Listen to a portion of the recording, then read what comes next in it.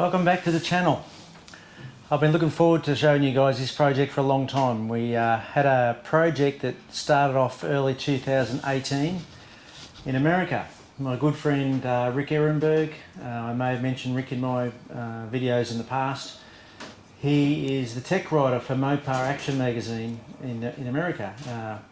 Very well known in that field, a bit of a guru, real character, lots of fun to be with, and we always have a good time together, and we've become good mates. So he told me about a car early 2018, and it was a 1970 Plymouth Roadrunner, and it's a 446 pack, 4-speed super track pack car, factory air grabber, B5 blue exterior with a B5 blue interior. Now to me that's almost the most collectible for that body style. I just love that model, and the fact that it was air grabber and a 446 barrel 4-speed.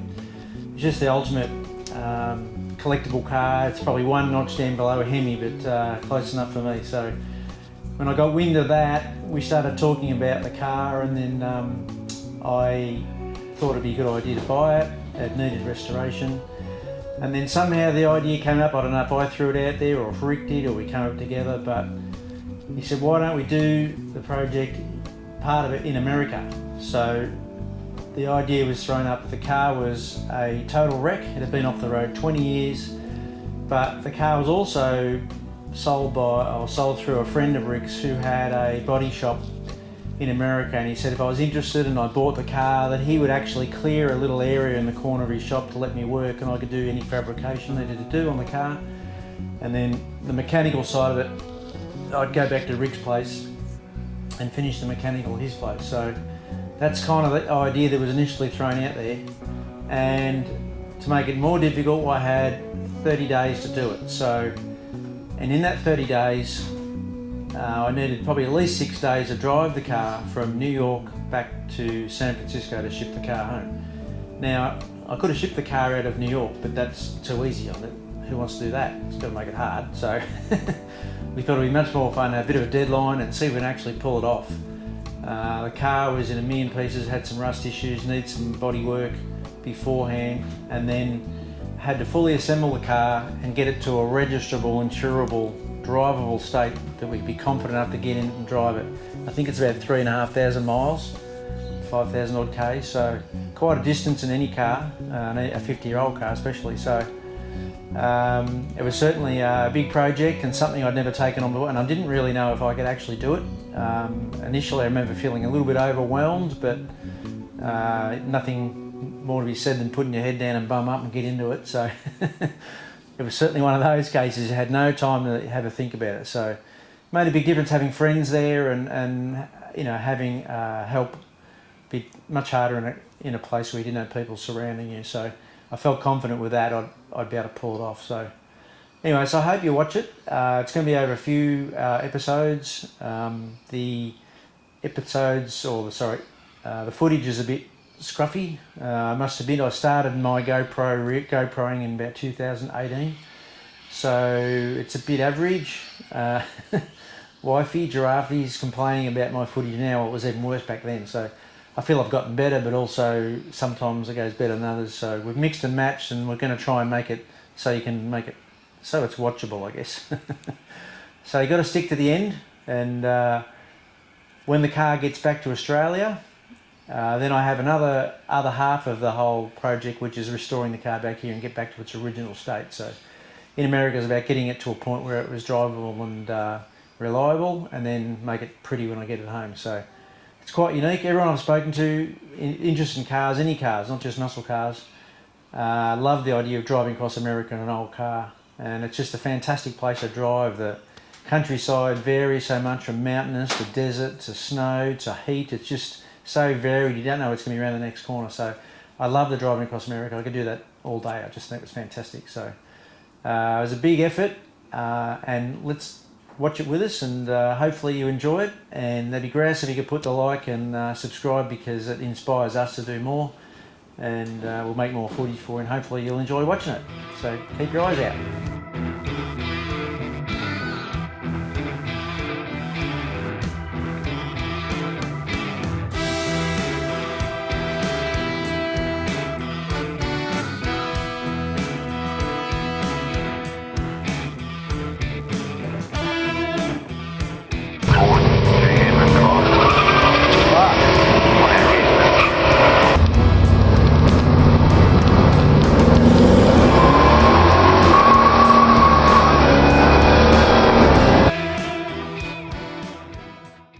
First day delivery, AMD, yay!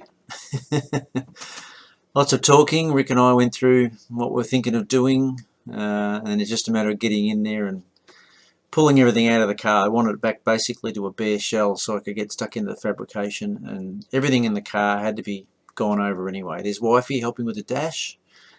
I set the car up square and level, front and back, on 6 stands, and there's pulling the heater out. Obviously all the dash had to come out. Everything that you needed to be gone through. Dash needed restoring, the heater needed restoring. That's me just setting up ready to pull the rear end. It had an 8 3/4 in it, but the original rear end I got back, which was a Dana 60 410 ratio. That was in a drag car, which I got back again, so I got the original part. Didn't use any of that, as it turned out. The 8 3/4 didn't use the springs. I didn't know that at the time. The springs were wrong. Yeah, so bit of preparation before I can get into it. And there we go, starting to take the skirt out and preparation to put the new one back in. Setting up the right hand skirt, beautiful AMD piece.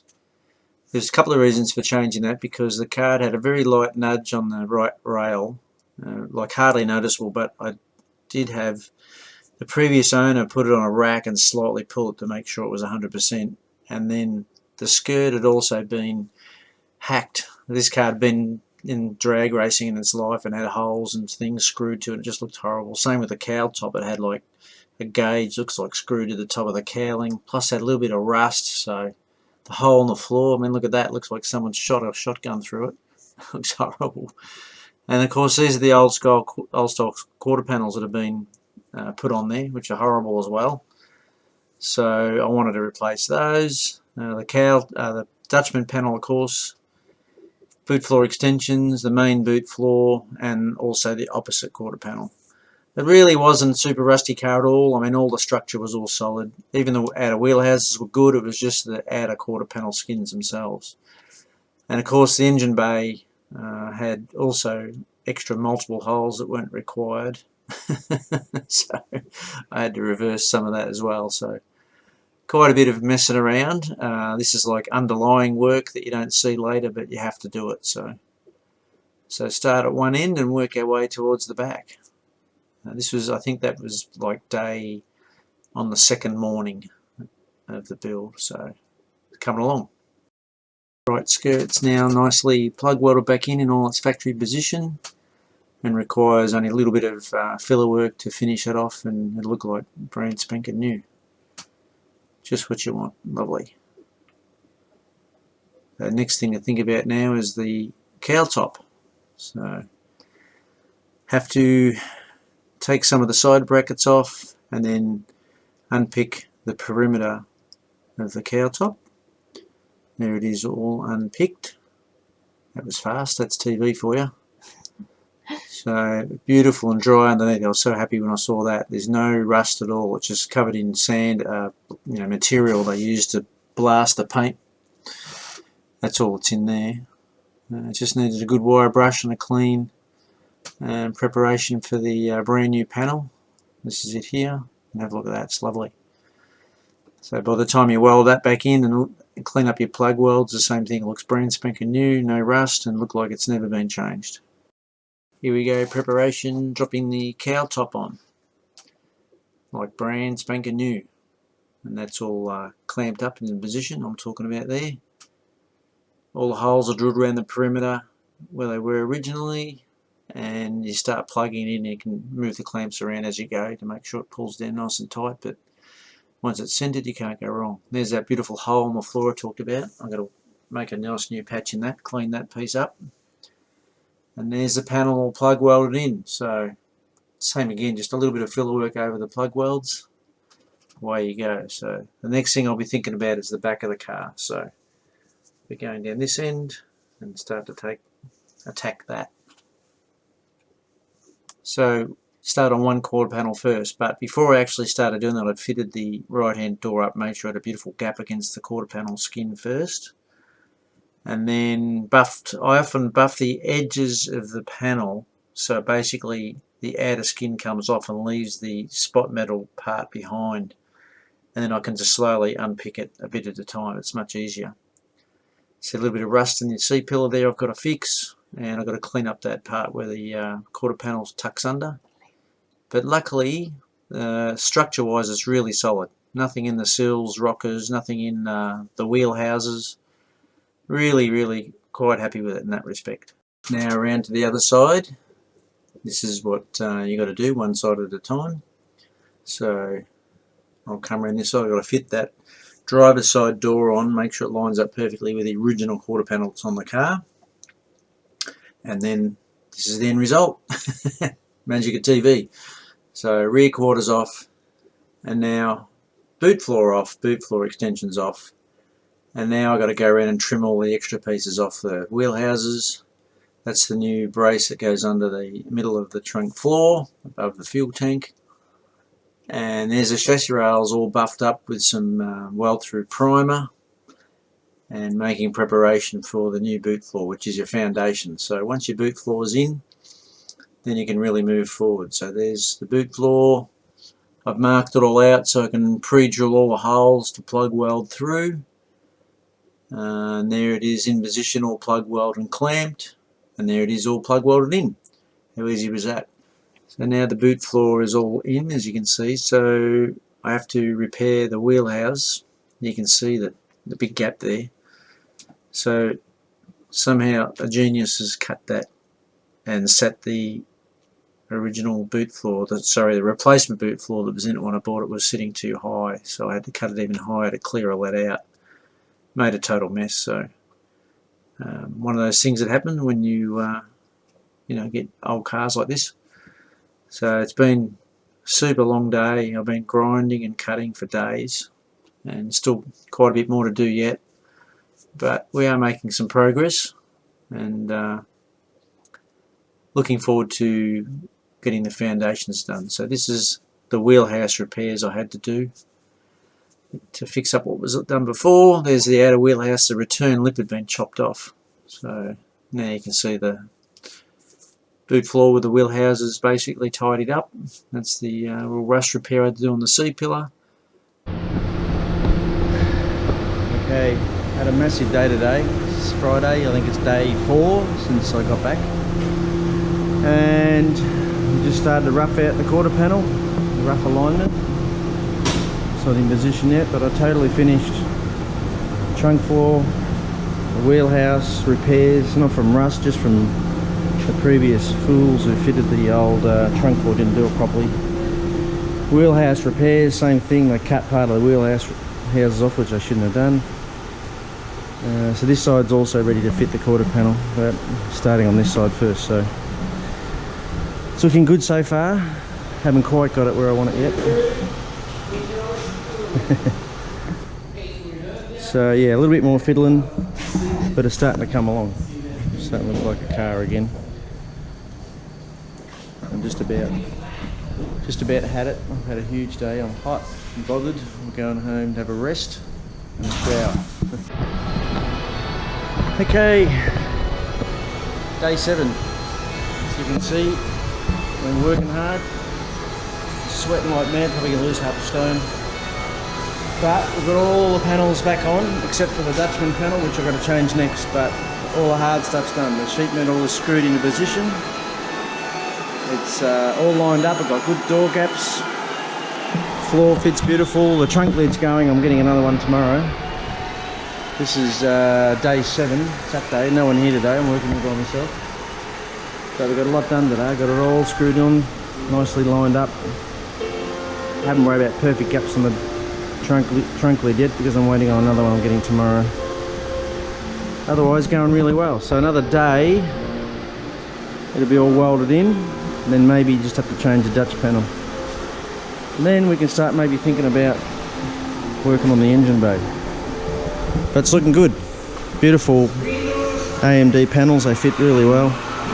Like brand new. This car's going to look spot on when it's all done.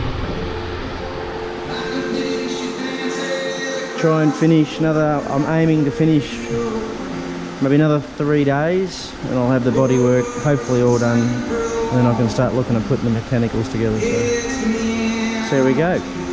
Okay. We're in New Windsor, New York, heading down the local streets to Empire Auto Body, aka Empire Mopars. It's in an old industrial neighborhood, railroad tracks. On this side is an asphalt recycling plant. On this side is a propane supply house. Very much in the trees around here. Yeah, yeah. Oh, the screen went black. That's alright, no, it's still recording. Still recording. Yep, yep. Just saves power. Okay. Touch the screen, it'll light up. Drainage pipes, concrete shapes, and here is the illustrious Empire Auto Body. Someone in. And it's Sunday noontime, and there's actually other people working in here. Working on his car. That's not Jose, is it? No, it's Nick. Nick, right. Jose is sometimes here. This is his brother, Jose B. Little joke there. Little ethnic joke, yeah.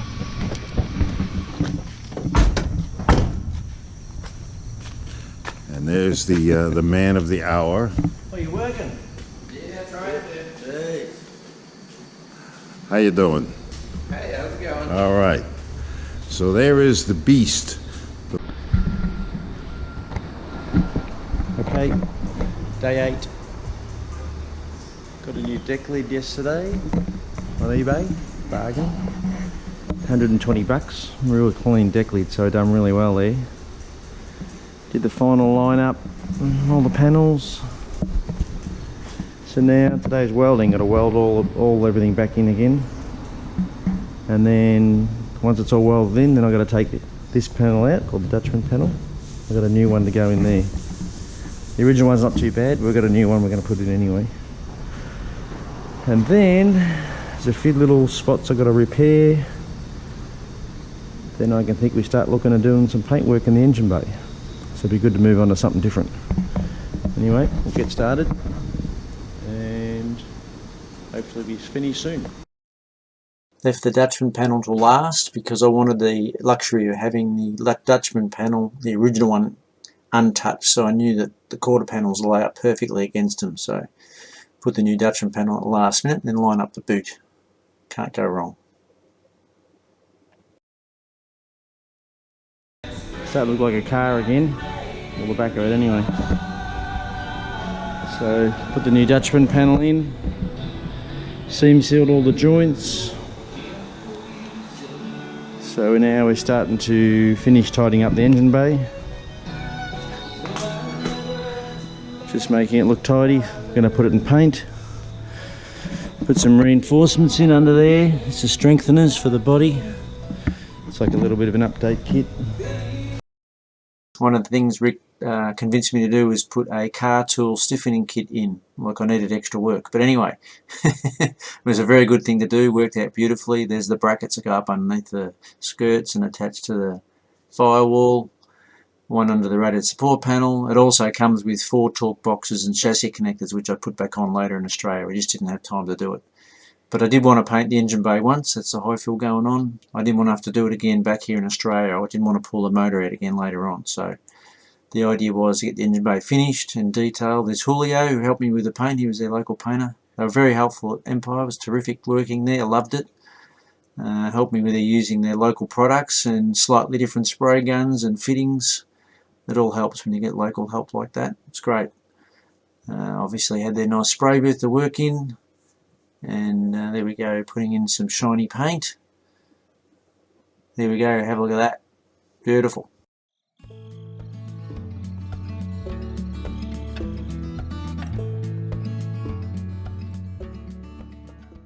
I think this is about day 10, maybe more. I think it's about that. Working hard. Put the engine bay in colour last night. So that's the original factory B5 blue. And now basically just throwing it all back together so I can travel. I'm not worried about finishing the body or paint. It's just going to look like a patchwork quilt. But I'm going to try and make sure everything's fitted back on the car so I know I've got everything, all the screws, nuts, bolts. So when I get back home again, I just got to pull the hang-on panels off and prepare it for paint. So this is more fun than doing all the rust repairs. Engine bay looks really pretty.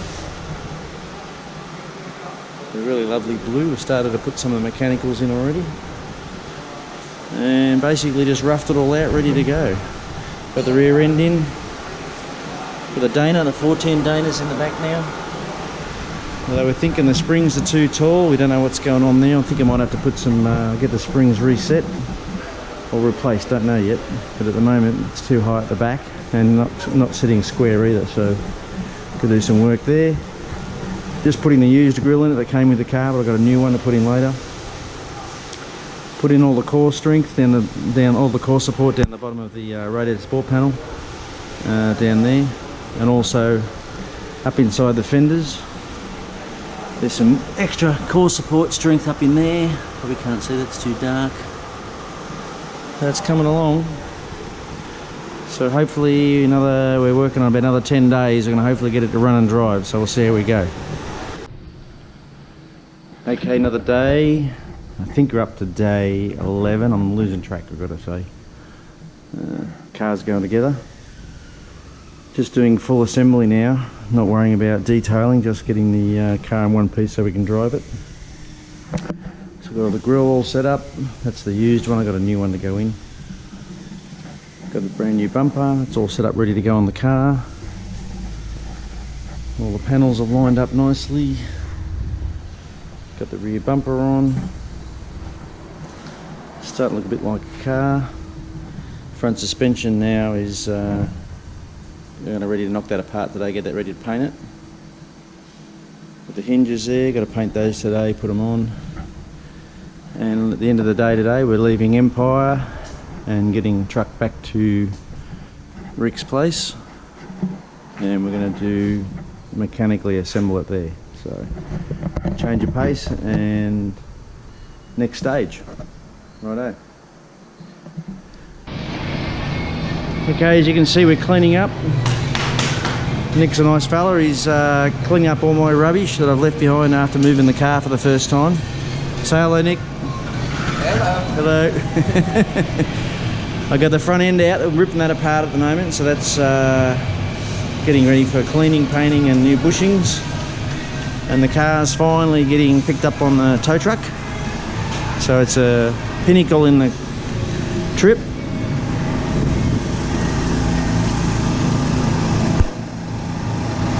Say hello, Bill.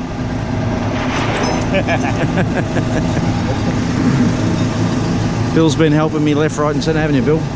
Yeah, oh yeah. Where's he going to put this?